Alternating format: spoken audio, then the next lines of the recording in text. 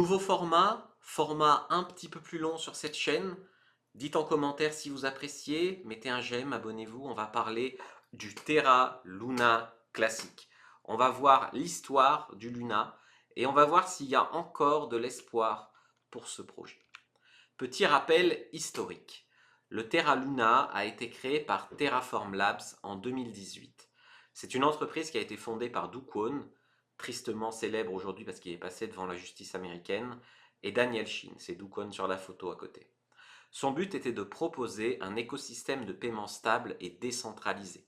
Donc ce projet a utilisé un système de stablecoin qui s'appelle toujours l'USTC. Et cet USTC était censé se maintenir à parité avec le dollar. C'est-à-dire que ce n'était pas une crypto-monnaie qui était indexée sur le dollar, sur l'or, soit était indexée sur elle-même sur un stablecoin, l'USTC. Sauf que malheureusement, en mai 2022, l'USTC a perdu son ancrage au dollar, ce qui a entraîné un effondrement rapide et massif de la valeur de Luna, et il y a eu donc, pour tenter de compenser cette baisse de valeur, une surproduction de jetons. Sauf qu'il y a eu des trillions de jetons créés, et du coup, le Luna est passé d'un peu plus de 100 dollars à 0,00001. Donc en fait, l'USTC a perdu l'ancrage au dollar. Ça, au début, on n'a pas trop compris pourquoi. Apparemment, c'est Do Kwon qui a fait des affaires un petit peu pas claires et du coup, ça n'a pas fonctionné. Et du coup, pour essayer de se rattraper, il a créé beaucoup de jetons à l'époque où les jetons Luna avaient encore de la valeur. Sauf que plus ils en créaient, plus le jeton Luna perdait en valeur. Plus il perdait en valeur, plus les gens vendaient. Donc plus la capitalisation boursière baissait parce que les gens perdaient en confiance, plus le nombre de jetons augmentait et donc très très vite, le jeton s'est effondré. Cet événement, il a causé des pertes financières importantes. Il y a des gens qui ont perdu 100 000, 200 000, 300 000 euros. Il y a des gens qui se sont suicidés à cause de l'effondrement du Terra Luna parce qu'ils avaient toutes leurs économies dessus. Et honnêtement, c'est un des crashs de projets. C'est à l'époque aussi où il y avait FTX qui avait crashé. Donc c'est vraiment une époque où il n'y avait pas beaucoup de confiance. La confiance se perdait entre les investisseurs et les utilisateurs de crypto-monnaies, et notamment de l'écosystème Terra. Alors là, on voit à gauche, c'est donc le stablecoin qui s'est effondré. On voit qu'il était à peu près à 1 dollar et puis on voit la chute vertigineuse. Et dans le même temps, on voit que le Luna à droite était à plus de 100 dollars et il est vraiment descendu en ligne droite, hein. Il est vraiment descendu très très vite. Je pense qu'il y a des gens, ils sont allés se coucher, ils avaient 100 000 dollars et ils sont allés courir, ils sont revenus, ils avaient 10 dollars. Voilà, je pense que c'était terrible. Et à la suite de cet effondrement, il y a eu des tentatives, des plans de relance, il y a eu des équipes qui ont été engagées. Ils ont tenté notamment de créer une nouvelle monnaie, donc le Luna. Donc la nouvelle chaîne a conservé le nom Terra et l'ancienne chaîne a été rebaptisée Terra Classique. Donc le LUNC, le Terra Luna Classique, en fait, c'est l'ancien Luna. Et à la place du Luna, ils ont créé une nouvelle monnaie. Et c'est une monnaie qu'ils ont donnée, par exemple, aux gens qui avaient beaucoup perdu dans l'effondrement du Luna Classique. Moi, par exemple, j'avais à peu près 2 millions de jetons Luna Classique. Ils m'ont donné, je crois, 5 jetons Luna. Donc c'était vraiment pas à la hauteur de ce qu'attendaient les gens. Ça n'a pas marché. Ils l'ont lancé à peu près à 5 dollars le Terra Luna nouveau et je voyais il est à 4 centimes aujourd'hui. Donc c'est pas un projet qui a vraiment branché les gens. C'est vraiment la communauté et encore a été vraiment attachée au premier Luna, au Terra Luna classique. C'est ça que les gens voulaient. Alors Terra Luna classique, quand on a des jetons, on peut participer à la gouvernance, donc voter pour des propositions, ou alors on peut, moi c'est ce que j'ai fait, on peut les mettre en stacking et ensuite déléguer en contrepartie ses pouvoirs de décision. Il y a eu depuis 2 ans à peu près des tas d'initiatives qui ont tenté de restaurer la valeur du Luna classique. Ils ont mis en place donc du stacking, ils ont mis en place des brûlures de tokens avec Binance, parce qu'ils ont bien compris qu'il fallait réduire massivement ce nombre de tokens. Euh, et ça, c'est très compliqué aussi. Alors, ils ont mis que sur chaque transaction, il y aurait des brûlures. Binance a accepté de brûler des jetons, des tas de jetons. Donc, en fait, le point fort du Luna classique, c'est qu'il y a une grosse communauté très solide, beaucoup d'utilisateurs parmi lesquels il y a des développeurs, il y a beaucoup de gens qui aimeraient revitaliser ce projet. Mais encore aujourd'hui, le projet souffre. Cet effondrement en 2022, il a fait mal et ce projet particulièrement doit regagner la confiance des utilisateurs. Et la première chose serait de restaurer la stabilité du stablecoin. L'USTC, il est actuellement à 20-25 centimes. Il faudrait le multiplier par 5 pour le remonter à 1 dollar. Et ça serait un premier pas vers le fait qu'on remonte le projet. Si le stablecoin qui est censé être indexé sur le dollar, il est à 20 centimes, on comprend que les gens n'ont pas confiance dans ce projet. Donc pour moi, la première étape serait d'arriver, et ça on ne sait pas trop comment, à ramener l'USTC à 1 dollar. Et là, tous les stablecoins algorithmiques en ont souffert hein, de cette perte de confiance.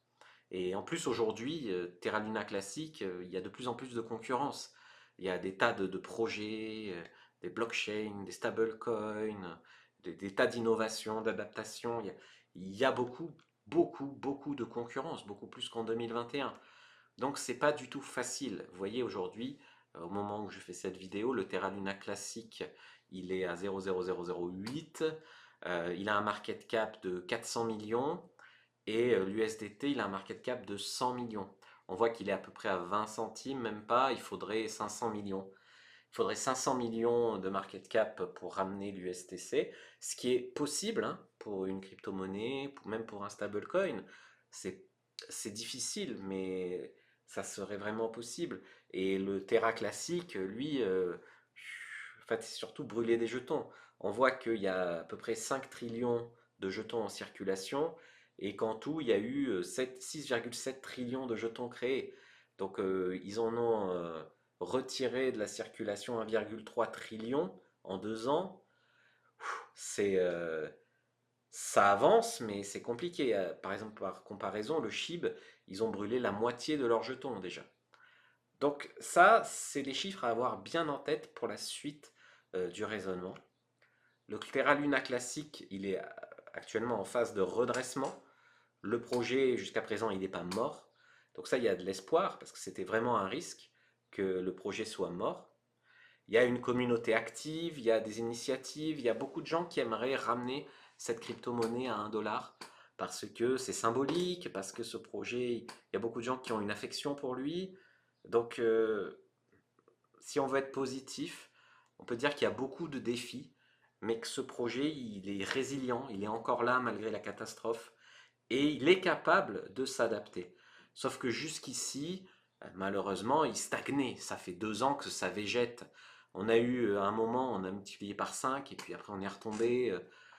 Il y a eu un rebond, mais on est retombé. Donc ça végète vraiment. Euh, Sûrement parce que derrière, il y a toujours cette incertitude avec Do Kwon, le créateur. Donc là, Do Kwon et Terraform Labs, ils ont été condamnés par la SEC, la justice américaine. Ils ont été donc interdits par la loi d'exercer une activité en lien avec les crypto-monnaies. Donc ce chapitre aujourd'hui, il est clos, le chapitre Do Kwon. Donc aujourd'hui, Terraform Labs et Do Kwon, c'est fini. Donc ils ont un choix à faire. Le choix, c'est soit de vendre le Terra et l'USTC à un nouvel investisseur qui sera peut-être, c'est le meilleur comme le pire. Je veux dire, si le nouvel investisseur c'est Elon Musk, alléluia. Si le nouvel investisseur c'est un tocard fini, c'est mort. Donc ça va vraiment dépendre à qui sera vendu ce projet, de quoi il est capable, cette personne. Ou alors, il y a aussi la solution que ben, ils abandonnent le projet et que la communauté le reprenne. Ça ne serait pas le premier projet crypto qui serait abandonné par son créateur et repris par la communauté. Et si c'est la communauté qui le reprend, à partir de là, tout est possible. Le meilleur comme le pire. Très souvent, les gens, la communauté, elle fait des miracles. Mais il y a des fois où, bah, en fait, comme c'est la communauté, c'est également personne, et donc ça meurt. Mais la communauté est capable du meilleur. La communauté de Luna, elle est forte, elle est active, elle est ingénieuse. Donc elle est très très puissante. Et honnêtement, tout l'écosystème crypto aurait intérêt à un retour du Luna classique.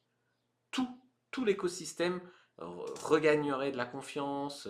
C'est comme quand FTX rembourse les gens qui ont perdu de l'argent, c'est pareil. Tout l'écosystème aurait intérêt à un retour du Luna classique. Et avec un système de burn, si jamais ça pouvait se maintenir ou augmenter en market cap, ce qui est possible, eh bien on pourrait avoir un retour du Luna classique à 1 $. Pour cela, il faut brûler encore des trillions et des trillions de jetons, ou alors il faut que tous les utilisateurs qui en ont les mettent en stacking, pour qu'il y en ait beaucoup moins en circulation.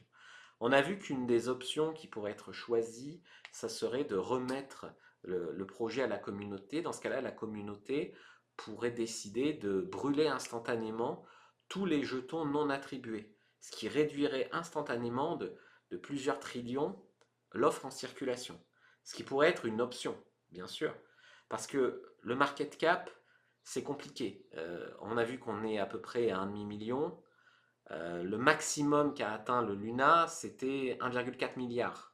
Donc on peut faire x3 sur le prix par la capitalisation. On peut même dire, soyons fous, que le Luna revient à la mode, il monte à 10 milliards. Plus que le Pepecoin, plus que le SHIB, 10 milliards. Bon. Et ça ne résoudrait pas le problème, parce qu'il y a trop de jetons. Le prix, c'est donc la capitalisation de marché sur le nombre de jetons en circulation. Donc il faut absolument que tout le monde joue le jeu en mettant ces jetons en stacking, donc en les immobilisant. Il faut absolument que les exchanges et tout jouent le jeu aussi et brûlent tous les jetons non attribués. Et à partir de là, on pourrait sauver ce projet. Et sauver ce projet, ça ferait du bien à tout l'écosystème crypto. Parce qu'honnêtement, si on voulait juste remonter le projet à 1 $ par la capitalisation, il faudrait avoir 5 trilliards, donc plus que le Bitcoin. Donc à partir de là où on te dit qu'un projet pour monter 1 $, il faut qu'il ait plus de capitalisation que le Bitcoin, tu laisses tomber. Au-delà de, allez, on va dire 100 milliards, c'est vraiment un maximum pour un projet actuellement.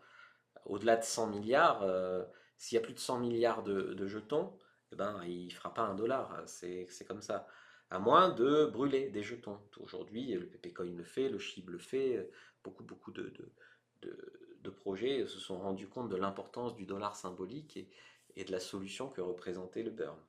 Dites-moi dans les commentaires ce que vous en pensez. Mettez un j'aime et surtout abonnez-vous si vous voulez plus de vidéos comme ça. On pourrait par exemple parler du SHIB la prochaine fois.